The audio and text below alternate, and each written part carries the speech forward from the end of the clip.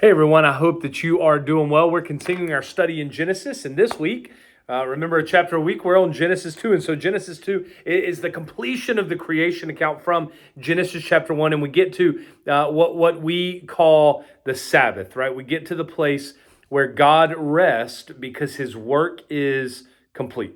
He doesn't, and not only did he rest because it was complete, he also blessed that day and said that it would be holy. He doesn't rest because he's exhausted.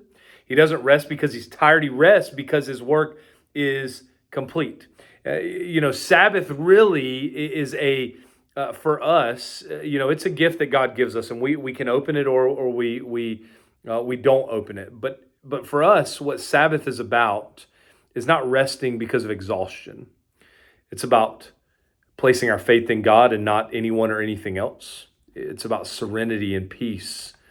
It's making sure that we understand that it's not about our efforts or our achievements, but that we really can trust in God. It's a rest for humanity. It's not about self-security. It points us to the eternal rest that we're going to get in Hebrews 4, 3 through 11. It is God is Lord of all, and he redeems everything, and our hope is in him. He ceases to work and settles into this stability and experiences refreshment. And that's what the Sabbath is for us. It's settling into the stability of knowing that God is sovereign and God's in control. And because of that, we can rest and we allow God to refresh us as we do. It helps us remember that the big picture is not us, but it's God. And so when you talk about Sabbath, you should be talking about doing what you love, what reflects your love, your appreciation, your respecting, your awe of God. Sabbath really is a reminder for us that we're in someone else's house on someone else's time. We're in God's house on God's time, and Sabbath helps us to realize that. And so God creates all of this, and really the cosmos is God's sanctuary, right? In our environment, he blesses it, he sanctifies it. The scripture talks about heaven being his throne and the earth being his footstool. And so God rests in his temple. God refreshes in his temple. And then we have this switch, right? Instead of talking about the heavens and the earth, it starts talking about the earth and the heavens. Humanity becomes the subject now.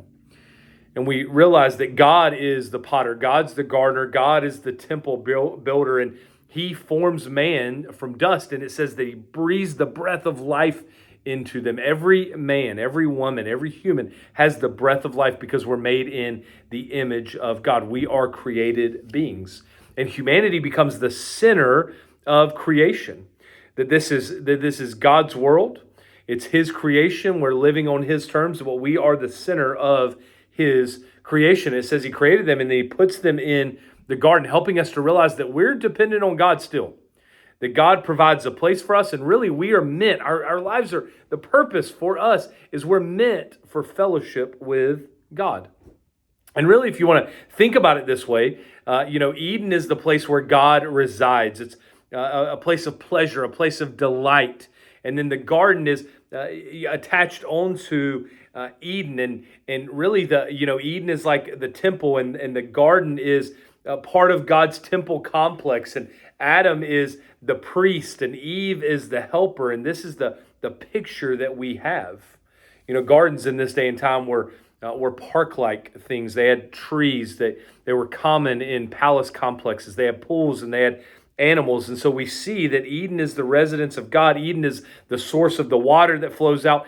And then the garden adjoins that. There was probably a spring that irrigated Eden and then flowed through Eden to even the ends of the earth through the four rivers and the other places. And so we see that from the garden, the river went out to the rest of the world. What is this a symbol of for us? Well, it's a symbol that God's presence and life go out into the entire world. The waters were bringing life and heaven to earth. It is the living water, right? It goes from God's house out.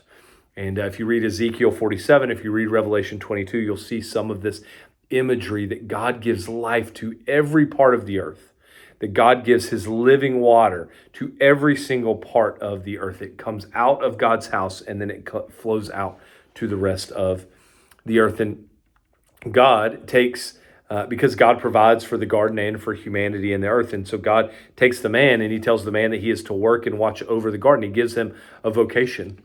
He tells them that, work is good, and God entrusts it to humanity. This is how God works. God creates and God does something, and it all belongs to God, but he entrusts it to us, to humanity, to steward it well. The man is a gardener. The man is a shepherd of this garden that God has placed him in. And his responsibility was to serve the land and let God provide the water, let God provide the rain, let God provide all of that. And this is how life works.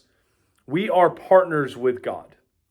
And in this, and just like for believers today, God gives us priestly jobs. Our job is to care for the sacred space that belongs to God, to preserve order here, to participate with God in order to sustain his stability.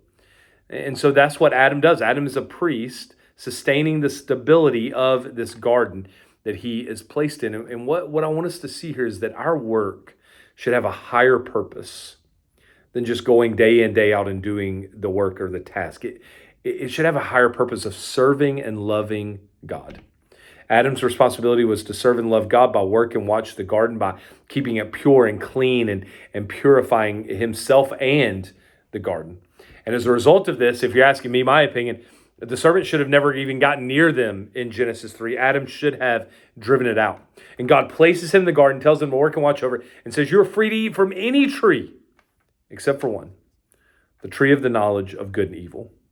He gave them the tree of life, the tree that was for fellowship with God, the tree that is described in Scripture as giving enhanced life, giving righteousness, fulfilling our desires, giving us a gentle tongue. He gives the gift of life to all the world. He gives the gift of healing to all the world. If they would have eaten this, it would have led to, if they would have continued to eat this, it would have taken off aging effects, I believe, and led to some kind of practical immortality.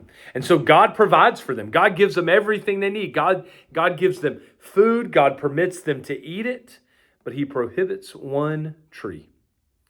And he asks humanity to obey. And I think we need to understand from this story that really our well-being as humans created in the image of God comes from recognizing and honoring the boundaries that God has set. And sometimes pursuit of knowledge can end up costing us way too much. You see, the tree of life is all they needed. It's all they would ever need. But they wanted power. You see, God offered them life, but he also gave them free will. You see, God provides for us so that his blessing is fulfilled. The tree of life was God's grace to humanity. And he says, if you eat of this other tree, this one tree, the consequence is death, because that knowledge is meant for God alone, not for humanity. We can't handle it. But they wanted power. They wanted to be like God. They wanted to depend on themselves and trust in themselves and not God. Why would this bring upon death? Because God knew if they ate of this, they were no longer going to be in the garden, and therefore they were no longer going to have access to the tree of life, and therefore they weren't going to be able to live as long as they would have been able to live. And so eventually death would come for them.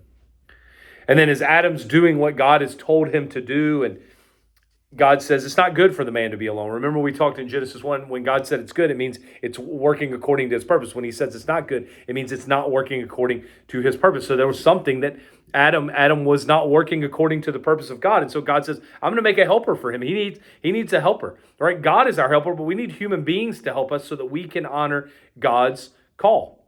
So God provides. Again, we see God being the provider this entire time. He provides the rain. He provides the land. He provides the water. He provides the tree. He provides the food. He is a provider. And so Adam needed a helper. And what does God do? God provides. He turns a rib into a woman. And he brings her to the man. And she is to be his helper. And we need to understand that helper is not subservient. Helper is somebody who comes to the aid and helps provide a service for somebody. She is his counterpart. Men and women are equal, but different. Equal in value, equal in worth.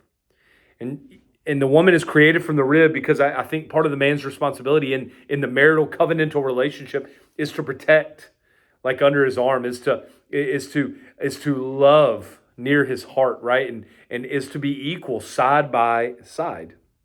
And it says that man leaves father and mother to become one flesh with his wife. You see, the bond of marriage takes place over the bond of procreation. It is our first human priority. God is our first priority. It is our first human priority. And it says that they were together, they were naked, and they felt no shame. They had this covenant. There was this openness. There was this trust that existed between Adam and Eve. There was no shame. There was no guilt. They were open. They were honest. They were trusting. There was no fear. There was no worry. There was no anxiety. But then we'll see next week that all of that changes with one action. We'll see you next week for Genesis 3.